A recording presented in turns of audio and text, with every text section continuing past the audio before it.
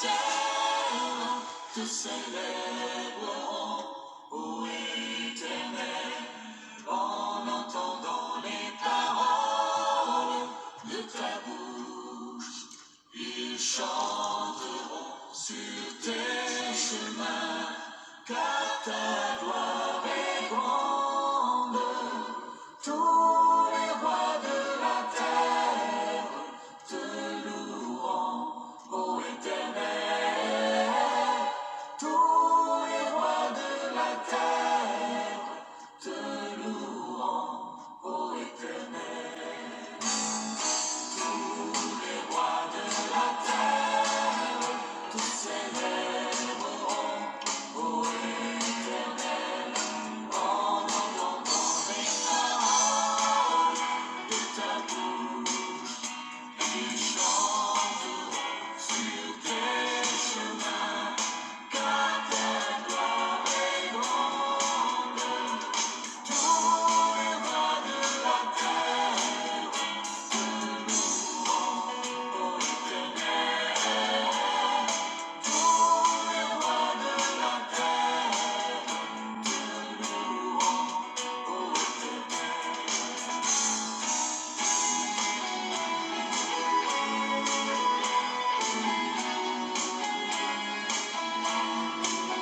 Alléluia. Jésus-Christ notre Seigneur est le souverain de roi de la terre. Tous les autres rois crieront son nom.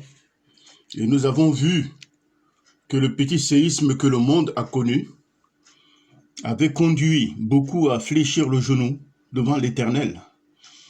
Et nous savons que nous avons tenu le bon bout parce que Jésus-Christ, il est le souverain de roi de la terre.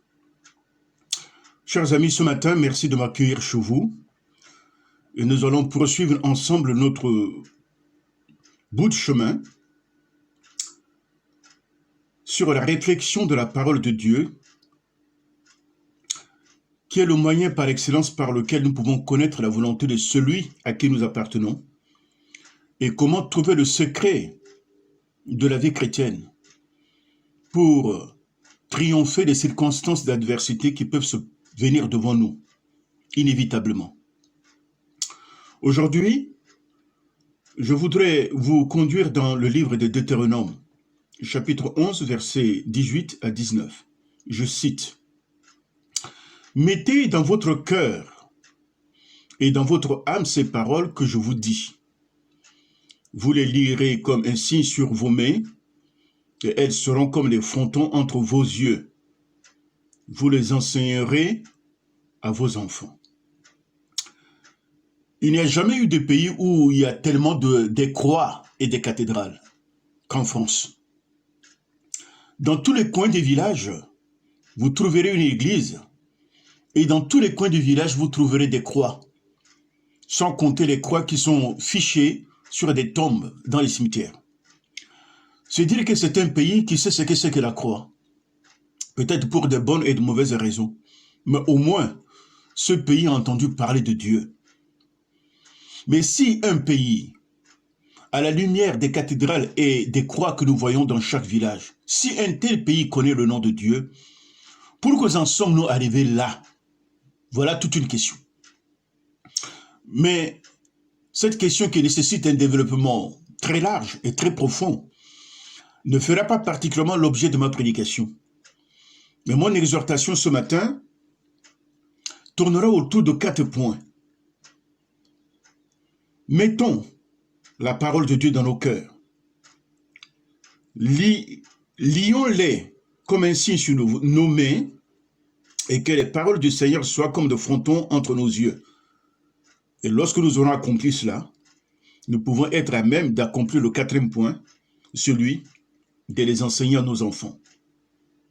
Ainsi, voyez-vous, la vie d'Israël, des enfants d'Israël étaient liés à la parole.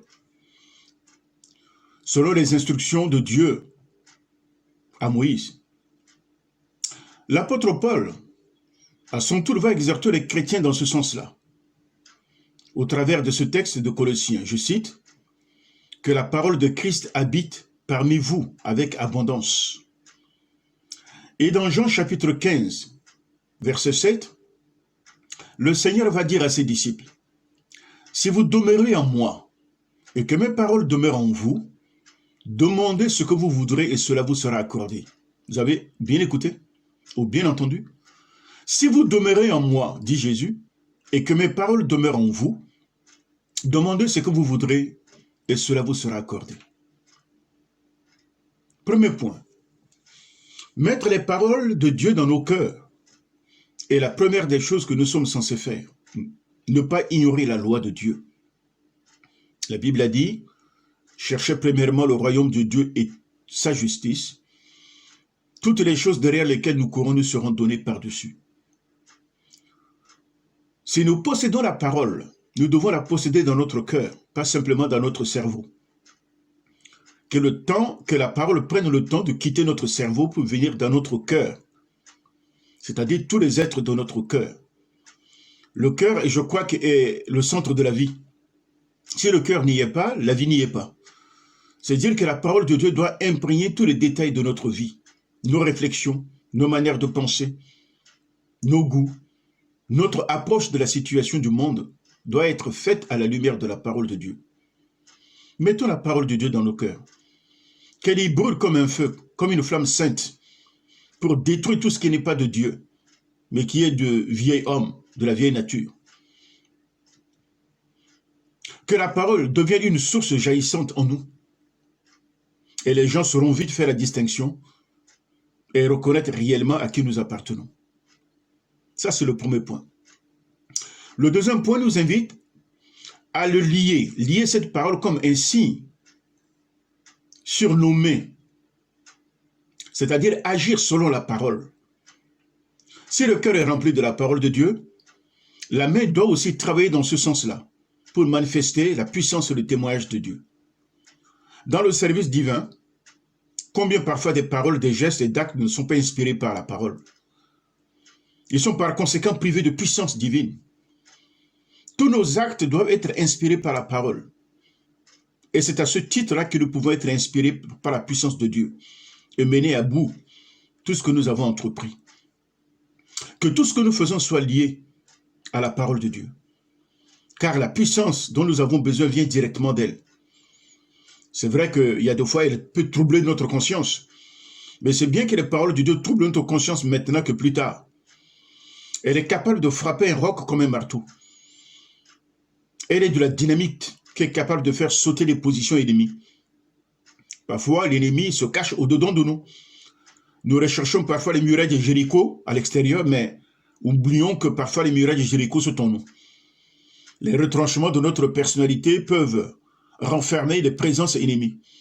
Et la lumière de la parole de Dieu est destinée à la mettre à nu, de manière à ce que notre être entier soit soumis à l'autorité du Christ.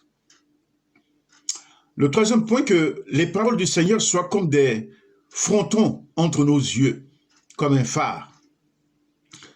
La Bible a dit que la parole de Dieu est une lumière sur notre sentier. Et la lumière n'est pas faite pour être derrière nous. La lumière est faite pour être devant nous, pour que notre pied ne heurte pas une pierre. C'est-à-dire que sa parole doit avoir sa place au siège de nos pensées et de notre intelligence. C'est alors que nous serons parlés dans la puissance du Saint-Esprit. Nos pensées seront amenées captives à l'obéissance à Christ et nous serons constamment dans le repos de Dieu. Voilà le secret du repos spirituel. Et enfin, lorsque nous sommes forts de ces 4 points, lorsque nous mettons en premier lieu la parole de Dieu dans notre vie, lorsque nos services sont toujours inspirés par la parole et que la parole de Dieu puisse prendre possession de toute notre intelligence et de toute notre vie, alors nous serons des témoins vivants pour nos enfants. Et nous serons à même, crédibles, de leur enseigner les voies de Dieu. Et j'en viens au 4e point. Les enseigner à nos enfants. Si nous sommes pénétrés par la parole de Dieu, si tout notre être est soumis, nous ne pourrons plus garder cette parole pour nous-mêmes, mais nous devenons en même titre la lettre de Dieu, le messager de Dieu.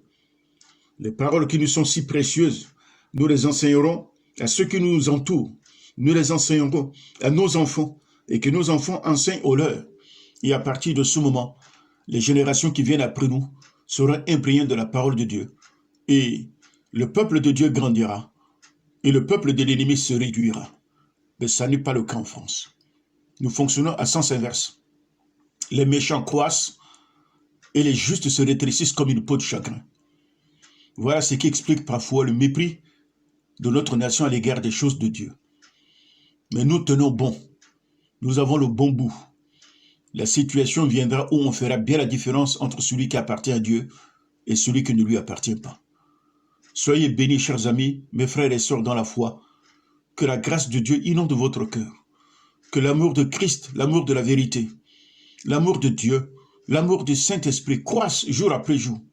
Et que nous soyons à notre tour comme une fontaine dont les gens viendront chercher de l'eau pour se désaltérer en des temps de désert. Soyez bénis dans le nom de Jésus. Amen.